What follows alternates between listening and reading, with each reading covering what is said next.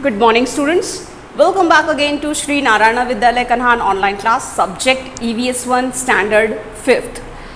So today we are going to see the remaining part of the chapter number 5, family values. Okay, so let's start. So first of all, please take out your textbook, page number 25. So as in a previous class we had seen about what are the role in decision making and what happens when everyone has a role in decision making. Okay, so today we are going to see further page number 25. Can you tell, क्या आप बता सकते हैं? Note the following situations carefully, state which of the children show honest behavior.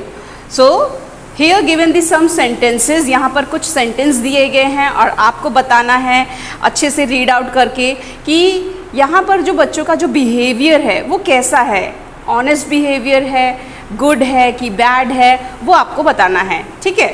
So first sentence, Afreen borrowed a pencil from Meenu. After she finished using it she returned it. Afreen ने एक pencil लिया, बोरो किया, ठीक है, मीनू से. आफ्टर शी फिनिश, और उसका काम जब फिनिश हो गया तो उसने वो पेंसिल उसको रिटर्न कर दी. सो बताइए स्टूडेंट्स, ये गुड बिहेवियर है या बैड बिहेवियर है? Yes, this is a good behaviour. Second, Shama fell from her bicycle. However she told her mother, Neha pushed me off the bicycle. Shama जो है वो बाइसिकल चलाते चलाते खुद अपने आप गिर गई, लेकिन उसने अपनी मम्मी को झूठ कहा कि किसने मुझे पुश किया, Neha pushed me off the bicycle. So बताइए शमा का जो बिहेवियर है वो गुड है या बैड है, ऑनेस्ट है या dishonest? Yes, this is bad behaviour. उसने झूठ बोला, अपनी मम्मी से झूठ बोला.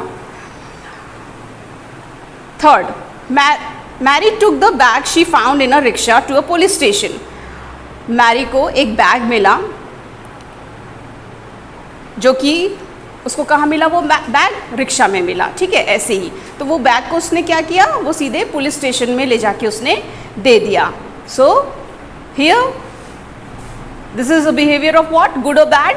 Yes, good. ये अच्छी बात है. कोई भी चीज़ अनवांटेड आपको जो मिलती है तो आप उसको सीधा कहाँ ले जाके देंगे, पुलिस स्टेशन में देंगे, है ना. वो पुलिस पता लगाएगी कि ये बैग किसका है क्या नहीं है. ठीक है. So in this way here the sentences that given. So here we had seen that what are the good behavior, bad behavior. So based upon this here further given effects of honest and dishonest behavior. क्या होता है effect? Effect means असर. Honest and dishonest behavior means अच्छे और बुरे व्यवहार का क्या असर होता है, ये हम देखेंगे. We do many different things every day.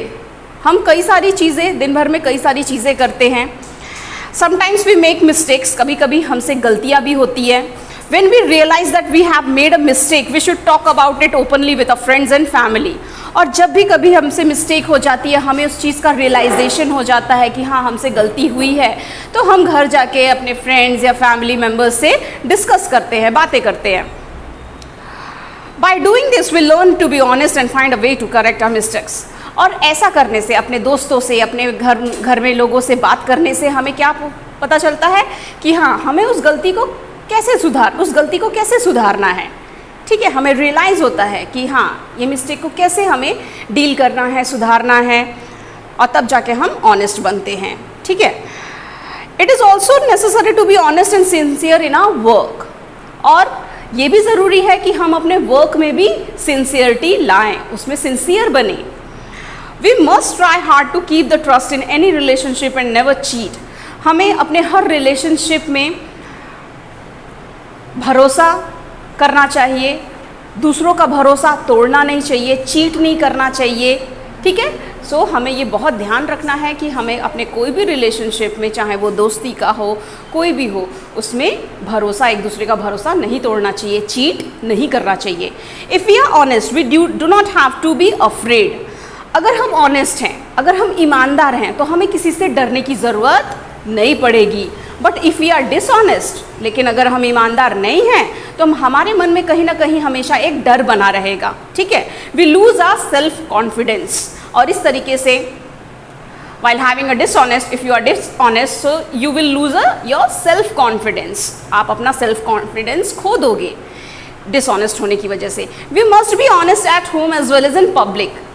ज़रूरी नहीं है कि हम घर में ही ईमानदार रहें, ऑनेस्ट रहें, हमें बाहर जो हमारी पब्लिक लाइफ है, ठीक है, पब्लिक लाइफ मीन्स सामाजिक जीवन, जो हम घर से बाहर बिताते हैं, that is called as public life, वहाँ भी हमारा ऑनेस्ट होना बहुत ज़रूरी है. Everyone respects an honest person. सभी लोग इज्जत करते हैं एक ऑनेस्ट पर्सन की, एक ईमानदार व्यक्ति की सभी लोग इज्जत करते हैं.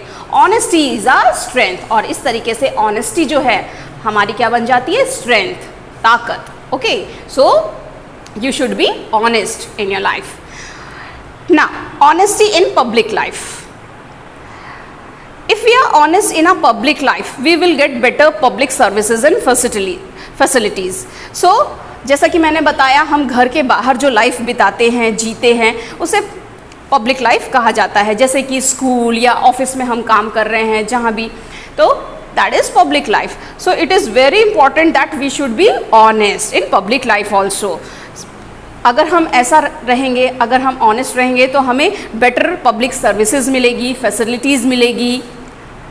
अगर हमारा अच्छा व्यवहार रहेगा दूसरों के प्रति, तो दूसरे भी हमसे अच्छा व्यवहार करेंगे. यस और no? What happens if you travel on a train और बस विदाउट अ टिकट? क्या होगा अगर हम बस और ट्रेन में विदाउट टिकट के बिना ही ट्रैवल करेंगे? तो क्या होगा? Our public transport system will run at a loss and would soon have to shut down. हमारा जो पब्लिक ट्रांसपोर्ट सिस्टम है जो गवर्नमेंट चलाती है, सो वो घाटे में जाएगा, उसे लॉस होगा और फिर उसे जल्द ही बंद करना पड़ सकता है. ठीक है, अगर हर इंसान विदाउट टिकट ट्रैवल करेंगे तो ऐसा सिचुएशन आ सकती है. If each person buys a ticket honestly, this problem will not arise. अगर हर पर्सन अगर जिम्मेदारी से ऑनेस्टली टिकट खरीदे और तब ट्रैवल करे, तो फिर ऐसी कोई सिचुएशन अराइज ही नहीं होगी. ये जो सुविधा है पब्लिक ट्रांसपोर्ट सिस्टम, उसके बंद होने की नौबत ही नहीं आएगी. यस और नो? तो ये हमारी जिम्मेदारी है that we should be honest and to do all the things honestly. Honesty can increase efficiency in public life. Honesty is the best way to increase discipline and efficiency in public life. So honesty जो है, ईमानदारी जो है, अगर हम ईमानदारी से कोई काम करेंगे तो हमारा जो पब्लिक लाइफ है, हम जो जीते हैं ज़िंदगी बाहर, वो भी हमारी अच्छे से चलेगी, लोग हमसे अच्छा व्यवहार करेंगे. सो इस तरीके से honesty is the best way. ये बहुत अच्छा तरीका है to increase the discipline and efficiency in public life. Okay, now advantages of cooperation. Now we are going to see the advantages of cooperation. Cooperation means एक दूसरे का साथ देना, ठीक है, मिलकर काम करना, in unity. Got it? So उसके क्या एडवांटेजेस हैं? In a family we cooperate with each other.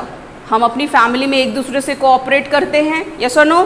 Similarly in team sports, the more the players cooperate with another, the better is the game. और उसी तरीके से स्पोर्ट्स में भी जब हम एक टीम बनकर जो गेम खेलते हैं, तो क्या होता है? डेफिनेटली वो गेम अच्छा होता है. अगर टीम स्पिरिट अच्छी है तो वो नेचुरली वो गेम भी अच्छा प्ले होगा. Got it?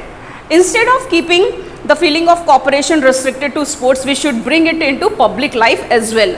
सो ज़रूरी नहीं है कि हम ये जो है कोऑपरेशन अपना जो है वो स्पोर्ट्स में ही दिखाएं या स्पोर्ट्स तक ही वो सीमित हो, ज़रूरी नहीं है. ये और कहाँ होना चाहिए? ये कोऑपरेशन हमारी पब्लिक लाइफ में भी होना चाहिए. वहाँ भी हमको एक दूसरे के साथ मिलजुल कर काम करना चाहिए.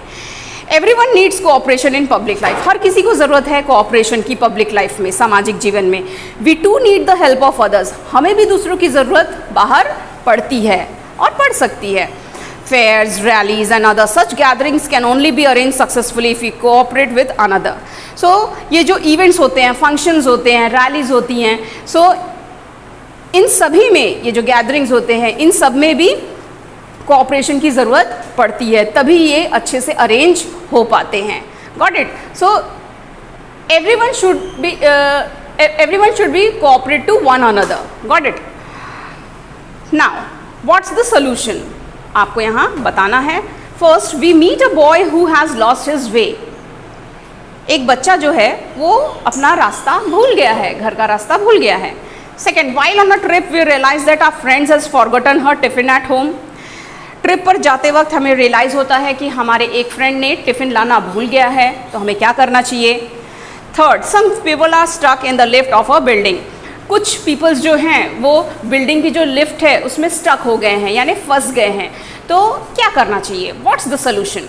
So student, this is your homework. Okay, ये मैं आपको होमवर्क दे रही हूँ. ये व्हाट्स द सोल्यूशन, आपको इसके आंसर्स फाइंड आउट करके मुझे बताने हैं. Got it. So I hope today we had finished this page, and I hope that you had understood this explanation in a better way. Okay? Thank you.